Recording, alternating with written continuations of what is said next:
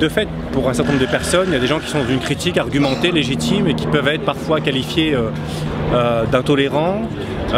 Mais c'est parce qu'à côté de ça, et c'est là la difficulté, elle est là, vous avez aussi beaucoup d'acteurs qui se cachent derrière la liberté d'expression et le droit à la liberté d'expression, qu'il ne faut pas toucher, la question n'est pas là, mais pour faire passer un certain nombre d'idées stigmatisantes à l'égard de tel ou tel groupe. Et donc tout ça, c'est très poreux d'établir une frontière nette entre la critique légitime des religions et un discours qui est islamophobe. C'est pas tout le temps évident, même s'il ne faut absolument pas confondre les deux. Maintenant, la question de la critique, elle est légitime, mais encore faut-il qu'on s'entende sur ce que c'est qu'une critique, quelles que soient des religions ou d'autres choses. Et une critique, ça doit être argumenté, une critique, ça doit être développé.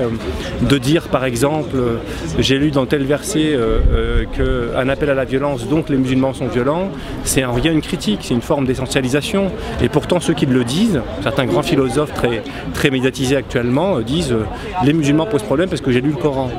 Donc, le lien entre les deux ne leur pose pas de problème, ils ne le déconstruisent pas. Donc vous voyez, là, on a des personnes qui défendent leur liberté d'expression, c'est la leur, mais quand on analyse en profondeur la manière dont ils l'utilisent, c'est plus que douteux.